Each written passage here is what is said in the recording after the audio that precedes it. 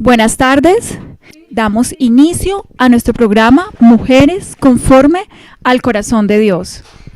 Continuamos con nuestra serie de estudio acerca del libro de Nancy Lee DeMoss, Mentiras que las mujeres creen y la verdad que las hace libres. Este libro está dividido en 3 partes, como hemos estudiado. En la primera parte vimos los fundamentos, que en la raíz de cada pecado que cometemos hay una mentira que hemos creído.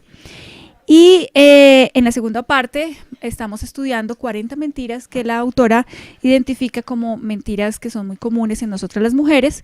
Y en la tercera parte del libro estaremos aprendiendo a caminar en la verdad. Dentro de las mentiras que hemos estudiado en diferentes áreas de nuestras vidas, estamos en el área de las mentiras que creemos las mujeres acerca de los hijos. Hoy estaremos reflexionando en la mentira número 29, en la mentira número 30 y en la mentira número 31. Vamos a revisar hoy 3 mentiras porque son cortas y vamos a estar reflexionando acerca de esto. En la mentira número 29, que dice, es inevitable que los hijos pasen por una etapa de rebeldía. Ella en la mentira número 30, vamos a estar reflexionando, dice, tengo la certeza de que mi hijo es cristiano porque hizo una oración para recibir a Cristo siendo pequeño. Y en la mentira número 31 dice, no somos responsables de lo que hagan nuestros hijos. Estas son las 3 mentiras finales acerca de esta área de nuestras vidas, que son las mentiras que creemos acerca de nuestros hijos. En el plan de Satanás sabemos que es hacerle creer a los padres que es imposible tener una vida santa y rendida a Dios, que sus hijos tengan una vida santa y rendida a Dios cuando son adolescentes y jóvenes. Sabemos que esta es una etapa donde los jóvenes, los adolescentes, sí se enfrentan a una rebeldía particular, pero la idea es que analicemos que básicamente todos, y el principal pecado fue la rebeldía, y todos llevamos esto de alguna u otra manera nosotros. Pensar así de esta manera que es imposible que un joven, adolescente, lleve una vida santa y entregada al Señor, los lleva a tolerar o a justificar actitudes y conductas rebeldes, y es muy probable que los hijos que saben que sus padres aguardan por esta rebeldía, pues llenen esas expectativas realmente, ¿no? Vamos me ayuda con hermana Gloria con el Salmo 51, el versículo 5. Mientras lo busca, continuamos aquí. Realmente, ¿cuál debe ser la actitud? Porque es una realidad que en esta edad... Salmo 51, 5. He aquí, en maldad he sido formado y en pecado me concibió mi madre. El 58, 3. Se apartaron los impíos desde la matriz, se descarriaron hablando mentira desde que nacieron. Salmo 58, 3. Perfecto. Entonces, conocemos que todos nacemos en rebeldía, en maldad hemos sido concebidos. Esto no es nada nuevo, es decir, esto no es único y exclusivo de un adolescente. Esta es la condición en la que nacemos todos. Entonces, ¿cuál debe ser la actitud de un padre? Esto es un escenario bastante propicio para el evangelio realmente. Sabemos que tan pronto como la primera pareja desobedeció a Dios, el Señor ideó un plan de redención, una manera de rescatarlos de esa rebelión. Entonces, es con el evangelio que tenemos que enfrentar la rebeldía de los hijos.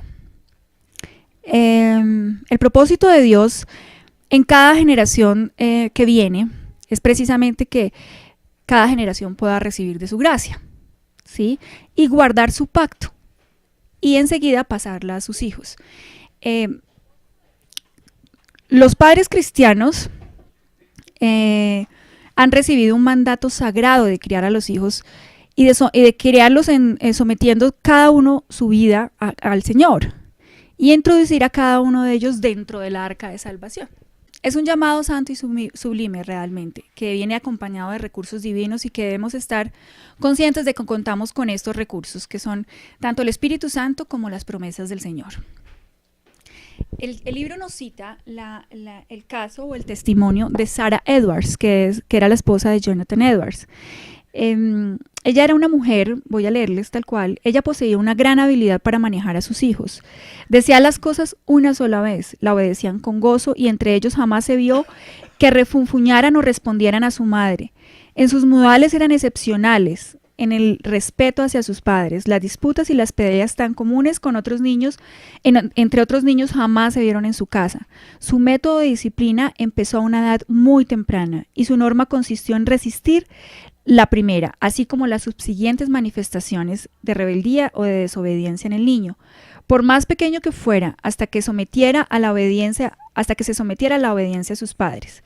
Así pues, esta es la parte más importante, a menos que un niño obedezca a sus padres, jamás se someterá a obedecer a Dios. Realmente es lo que estamos reflejando cuando estamos enseñando, cuando se está enseñando a un hijo a obedecer. Estamos modelando el carácter del Señor como padres. También nos cuenta otro testimonio de otra mujer que la mayoría, ella veía como la mayoría de jóvenes se rebelaban contra sus padres y tanto ella como su esposo habían decidido, se habían determinado a no permitir que eso sucediera en su hogar y así fue. Nunca permitieron esos escenarios de rebeldía, siempre les exigieron a sus hijos respeto y eso fue lo que cosecharon. ¿Cuál es, digamos, en el momento en que la rebeldía aflora, cuál debe ser la actitud de unos padres sabios ante esta realidad de rebeldía? Una de ellas sabemos sería que no se encogerían de hombros con una actitud de supongo que todos los niños pasan por lo mismo, como y nada que hacer, ¿no? Como pues todos pasan por esta etapa. Es muy usual, uno escucha muchas veces a los padres, bueno, están pasando por la etapa de, no sé, de descubrir tal cosa, están pasando por la etapa de tal otra y tienen un nombre para cada etapa de la vida de sus hijos y casi que todos se resignan en la edad de la adolescencia a que simplemente tienen que pasar por la rebeldía y la pasan por alto. Es verdad, y ellos comprenden que los padres sabios, digamos, estamos como viendo cuál sería la actitud de unos padres sabios ante unos hijos rebeldes.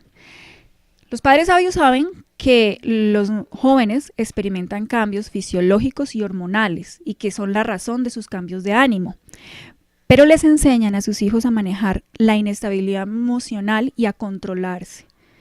Esta es la actitud, ¿no? Qué diferente es, bueno, está pasando por la etapa de la rebeldía, ¿qué más da? ¿Sí? Eso es lo que debo esperar.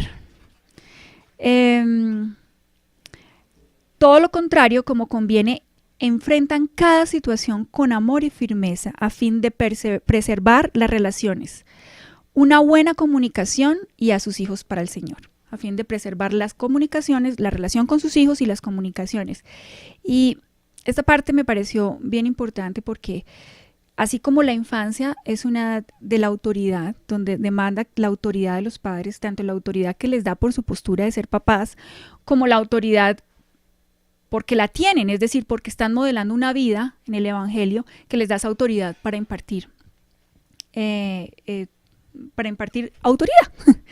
Y tanto así como la infancia es una edad que corresponde a esto, cuando se ha sembrado en el infante esa relación de autoridad, esa relación cercana con los hijos, donde se les dedica tiempo, viene entonces la adolescencia y la juventud, que es una edad de influencia. ¿Sí? Es una edad donde los jóvenes y los adolescentes reciben influencia de todo lo que los rodea, de la cultura, de los amigos, de la música, de lo que ven, de todo lo que los rodea. Pero si se ha cultivado una buena relación con el hijo, pues vamos a poder ejercer influencia, ¿no? Si vemos unos padres que son totalmente ausentes, que no se acercan, no se ponen, como alguna vez nos decía Maurín, que es profesora, como que no se ponen del tamaño de sus hijos y hablan en el lenguaje de sus hijos para llegarle y para impactarlos con el evangelio y con la palabra, pues si no se cultiva esto desde pequeños, cuando llega la edad de la influencia, pues no la hay. No hubo esa cercanía, no la va a haber en esa edad que es tan importante para influenciarlos. Y aquí nos resalta dos cosas que me parecieron bastante importantes: la comunicación y la relación con los hijos. Porque no hay nada más, no hay una relación como más ficticia entre padres e hijos que cuando es esa, cuando somos aislados, cuando somos como que lo hacemos de lejos, ¿no? Como que ve uno padres que se conforman con traer el sustento a la casa, con darle el estudio a sus hijos, pero no se ponen en los zapatos de sus hijos a hablar su propio lenguaje para llegar a ellos de la forma como ellos son, ¿sí? Con la verdad. Otra de las actitudes que podemos ver en unos padres sabios que enfrentan esta situación es que aplican consecuencias para las decisiones equivocadas de los hijos y muestran gracia para el arrepentimiento. ¿No es esto pues una forma como muy real de modelar el carácter del Señor? Si yo estoy aplicando consecuencias para la vida de sus hijos, sabemos que nosotros como creyentes recibimos consecuencias de las cosas que hacemos y el Señor usa esas consecuencias para moldearnos. Entonces, esta es una forma de moldear el carácter del Señor, de modelarlo en los hijos, ¿no? Aplicando las consecuencias en las decisiones equivocadas que ellos tomen y al mismo tiempo mostrar gracia para el arrepentimiento, porque no se trata de simplemente amonestarlos y no enseñarles el evangelio, ¿no? Entonces también es importante mostrar gracia en el arrepentimiento. Estos papás que estamos analizando, estos padres sabios que enfrentan esa rebeldía de los hijos, no temen ser ejemplo de humildad ni de pedir perdón cada vez que se equivocan. Esto también pues modela el evangelio, ¿no? Si yo puedo simplemente reconocer que también me equivoqué y decirles y pedirles perdón, les estoy enseñando. Ellos están viendo el evangelio en mi vida. Ese tema que tocas de pedirles perdón a los hijos, yo creo que es uno de los testimonios que mejor les puede dar uno a ellos y lo he visto reflejado en mi casa, cuando muchas veces mi esposo ha tenido que sentarse con nosotros y decir, perdónenme, esta mañana me equivoqué, hice esto mal, no debí haberlo hecho, disculpen. Eso para ellos uno se da cuenta claramente que es demasiado importante, porque es yo enseñarle a ellos que tengo la capacidad de pedir perdón, así ellos también lo pueden hacer. Yo creo que es un ejemplo muy bueno para ellos. Pues sí, sabemos que todos tenemos esa realidad del pecado, esa ley del pecado en nosotros, que nosotros ya no somos esclavos del pecado, pero la ley es decir, ahí hay un remanente de pecado en nosotros. Es reconocer esto, es una gran verdad, es criarlos en la verdad, ¿no? No se trata solamente de ir al final de la situación y amonestarlos por una situación y no acompañarlos en todo, en crear toda esta cosmovisión bíblica en sus vidas. Y por encima de todo, esta característica de los padres sabios que se enfrentan a la rebeldía, por encima de todo, oran con fervor por sus hijos, confían al Espíritu de Dios la obra en el corazón de cada uno de ellos, ¿no? Les comunican a los adolescentes lo que esperan de ellos, que consiste en pasar el testimonio del pacto redentor de Dios a la siguiente generación. En medio de una generación cada vez más rebelde, se necesitan padres que se vean como portadores del pacto de Dios, padres y madres que se aferren a sus promesas para sus hijos y nietos, padres y que crean la verdad. Vamos a ver el Salmo 103:17. Mas la misericordia de Jehová es desde la eternidad y hasta la eternidad sobre los hijos que le temen, y su justicia sobre los hijos de los hijos. Estaremos meditando sobre esto ampliamente. Voy a repetirles. La misericordia de Jehová es desde la eternidad y hasta la eternidad sobre los que le temen, y su justicia sobre los hijos de los hijos. El Salmo 144:12, si quieren, hermanas, no los busque, yo se los leo. Sean nuestros hijos como plantas crecidas en su juventud, nuestras hijas como esquinas labradas, como las de un palacio. Y todos tus hijos, este ya es Isaías 54:13, y todos tus hijos serán enseñados por Jehová, y se multiplicará la paz de tus hijos. Vemos acá, pues en estas citas, ¿no?, cómo es de importante la influencia de los padres sobre los hijos. Sabemos que esto no nos garantiza tener hijos creyentes, ¿no? La salvación es del Señor. Pero unos padres que viven el Evangelio y que le enseñan el Evangelio a sus hijos, ponen a sus hijos en el camino por donde Dios pasa salvando. Eso es lo que sabemos y reconocemos. No, nosotros no creemos que pues todos los hijos de los creyentes son creyentes. ¿Y por qué no creemos eso? Porque somos conscientes de que esto no es así. Vemos la realidad del pecado y la ley del pecado que está en ellos y no pretendemos pasarla por alto como creyentes, sino que unos padres sabios trabajan sobre esa realidad en el corazón de sus hijos predicándoles el Evangelio. ¿Cuándo? Todos los días. En la mañana, en la tarde, en la noche, en el camino, en todo el tiempo. Y lo más importante, que la vivimos. Porque los niños pueden olvidar, los muchachos pueden olvidar, o la gente a la que le predicamos el Evangelio puede olvidar lo que nosotros les decimos, pero no lo que nosotros somos. Entonces, cuán importante es, cada momento es una oportunidad para vivir el Evangelio delante de nuestros hijos. Esa es la mentira número 29. Entonces, ¿cuál es la verdad que le hace frente? Si la mentira es inevitable que los hijos pasen por una etapa de rebeldía. Y la verdad que le hace frente, si los padres esperan que sus hijos sean rebeldes, aumentan la probabilidad de que así sea. Si nosotros simplemente estamos resignados a que la adolescencia es una edad de rebeldía, que la juventud es una edad de rebeldía y que tenemos que simplemente encogernos de hombros y bueno, ¿qué va a hacer? ¿Qué vamos a hacer? Está pasando por la edad, por la etapa que le corresponde. Y no entendemos que lo que nos está mostrando es la ley del pecado en ellos y que hay una esperanza para ellos, así como la hubo para Adán y Eva en el huerto cuando se rebelaron contra el Señor. Desde ahí el Señor ideó un plan de redención. Entonces, ¿por qué nos vamos a hacer como que ese asunto no es con nosotros? Como que ese asunto, así es una edad y ¿qué le vamos a hacer? Entonces, ¿cuáles son las verdades que le hacen frente? La otra es, Dios promete bendiciones a los padres que guardan su pacto y les enseñan a sus hijos a seguir su ejemplo. Vamos a seguir sobre este tema, así que no se me afanen, no estamos tratando de decir que esto es una promesa infalible, ¿sí? No lo es y lo sabemos, ¿no? Pero vamos a estar desenredando este asunto en el estudio de las otras mentiras. Entonces esa fue la mentira número 29, vamos para la 30, que están completamente relacionadas. Tengo la certeza de que mi hijo es cristiano porque hizo una oración para recibir a Cristo siendo pequeño.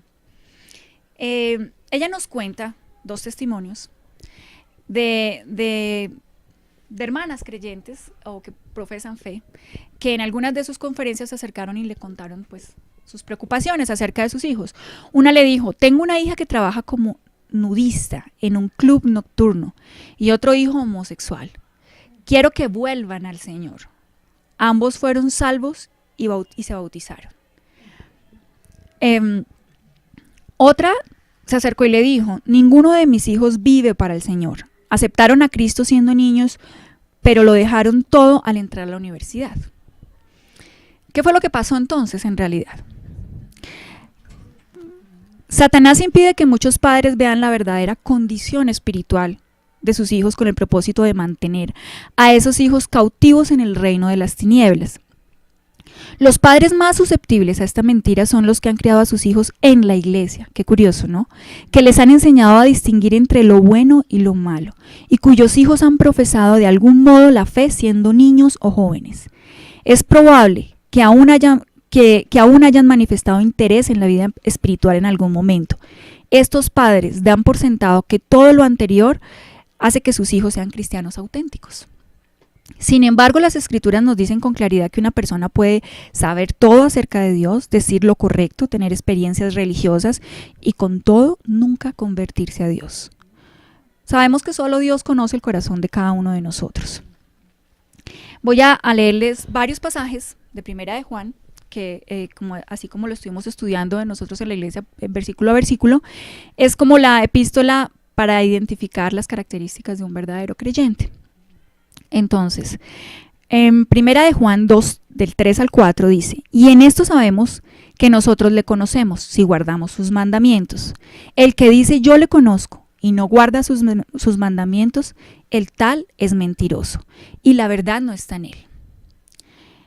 Ahí ya tenemos una pista para la hermana que tiene una hija nudista y un hijo homosexual, ¿no? Que dice que son creyentes, pero que se fueron y que quiere que vuelvan.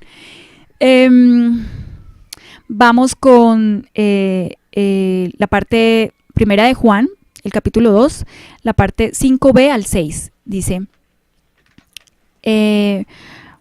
por esto sabemos que estamos en él. El que dice que permanece en él debe andar como él anduvo. Esto también nos muestra claramente un creyente, ¿no? Un verdadero creyente. El versículo 9 dice, el que dice que está en la luz y aborrece a su hermano está todavía en tinieblas. El versículo 15 en la parte B dice, si alguno ama al mundo, el amor del Padre no está en él. En el versículo 19b del mismo capítulo del 2, si hubiesen sido de nosotros, habrían permanecido con nosotros, pero salieron para que se manifestase que no todos son de nosotros. Muchos de los que están con nosotros no son de nosotros. En primera de Juan, en el capítulo 3, el versículo 10 dice, en esto se manifiestan los hijos de Dios y los hijos del diablo. Todo aquel que no hace justicia y que no ama a su hermano no es de Dios. Esto nos muestra que la esencia de la verdadera salvación no es un asunto de profesión ni de logros, es más bien una transformación, de modo que si alguno está en Cristo, nueva criatura es. Las cosas pasaron, he aquí todas son hechas nuevas. Esa es 2 de Corintios 5:17. La persona que experimenta una verdadera conversión posee una vida nueva, un nuevo corazón, una nueva naturaleza, una nueva nacionalidad y un nuevo amo, el cual nos ha liberado de la potestad de las tinieblas y trasladado al reino de su amado Hijo. También en Jeremías, voy a estarles leyendo yo misma los versículos porque vamos a ver 3 mentiras, entonces la idea es que podamos terminarlas, avanzar. Jeremías 32, el versículo 40. Como parte del nuevo pacto, recibimos la seguridad de que perseveramos en nuestra fe. Dios promete, y pondré mi temor en el corazón de ellos para que no se aparten de mí. Entonces los creyentes llevamos un temor, ¿no? Y el escritor de Hebreos advierte que la perspectiva hasta el final es una señal de la verdadera fe, el que persevera. En Hebreos 3:14 dice, porque somos hechos participantes de Cristo, con tal que retengamos firme hasta el fin nuestra confianza del principio. El apóstol Pablo también alertó a los creyentes de Éfeso acerca de quienes profesaban conocer a Cristo, pero no tenían las marcas de una conversión auténtica. Dice, porque sabéis esto, en Efesios 5 del 5 al 6, que ningún fornicario o inmundo o avaro, que es idólatra, tiene herencia en el reino de Cristo y de Dios. Nadie os engañe con palabras vanas, porque por estas cosas viene la ira de Dios sobre los hijos de la desobediencia. Esto como para reflexionar en que no debemos dar por sentado que nuestros hijos son creyentes porque crecieron en la iglesia, porque son nuestros hijos, o porque alguna vez hicieron una profesión de fe, o porque fueron bautizados cuando estaban, pues, tal vez a una tierna edad. El hecho es que no podemos creer esa mentira, porque eso es lo que busca el enemigo, que nosotros no enfrentemos a nuestros hijos con la verdad. El hecho de que los padres crean que sus hijos han nacido de nuevo, mientras la vida de cada uno de ellos no da evidencia alguna de ello, puede llevar a resultados desastrosos. Esto puede generar una calma pasajera que les da una seguridad falsa acerca de su destino eterno. Además, puede impedir que los padres oren de manera eficaz y batallen en el reino espiritual por el alma de sus hijos. Qué importante es la oración. Creo que un padre que no está apercibido de que su hijo no es creyente, pues no va a estar orando por eso. No va a estar predicándole el evangelio, enfrentándolo con la verdad y ofreciéndole la salvación. Hace que nuestras iglesias se llenen de personas que están convencidas de que están bien y lo creen, a pesar de que no tienen una relación con Cristo. Es amancillar la palabra de Dios y hacer que el mundo ponga en duda lo que en verdad es el cristianismo. Si, por ejemplo, yo no imagino lo que pensarán los tíos de estos dos muchachos, que la una es nudista y el otro es homosexual. Ah, pues si esos son cristianos, dejan a mis hijos tranquilos. No me les diga nada, déjenmelos así. No, es que eso es en realidad una afrenta contra el evangelio. Sabemos, es decir, es posible que quienes han experimentado una conversión genuina en algún momento desobedezcan a Dios y resbalen. No estamos negando eso. Sabemos que un cristiano puede caer en cualquier tipo de pecado. Sin embargo, ningún creyente verdadero peca como un hábito y de forma deliberada sin experimentar después la convicción del Espíritu Santo, ¿cierto? Que nos trae el arrepentimiento. No lo practica indefinidamente, ¿no? No tenemos un tiempo, es que lo practicó, qué sé yo, un año. No lo practica. No podemos decir simplemente es que él es homosexual. Sabemos que no, ¿no? Sabemos que no. Pero no estamos negando la realidad de que podemos caer. Es decir, que no es así tan fácil como, pecó, no, es que ese no es creyente. No, es que adulteró, ese seguramente no es creyente. Sabemos que no, es así. Podemos caer en cualquier tipo de pecado. La verdad es que sin importar cuánta formación espiritual hayan recibido en casa los hijos, ni cuántos devotos se hayan mostrado en el pasado, si en realidad no tienen un corazón, ni hambre por lo divino, si rechazan de continuo la palabra y los designios de Dios, es necesario confrontarlos y examinar de nuevo si en realidad se convirtieron alguna vez. Entonces, esa es la mentira número 30. Y para hacer como un breve resumen, las verdades pues que les hace frente es, la mentira dice, tengo la certeza de que mi hijo es cristiano porque hizo una oración para recibir a Cristo siendo pequeño. ¿Y cómo enfrentamos esa mentira? Conociendo que quienes no tienen un corazón dispuesto para Dios, ni manifiestan interés alguno en asuntos espirituales y además rechazan de continuo la palabra y los designios divinos, carecen de toda base para la seguridad de la salvación. Los padres que dan por sentado que sus hijos conocen al Señor sin importar la vida que lleven, les dan a sus hijos un falso sentido de seguridad y es posible que no oren de manera apropiada por ellos.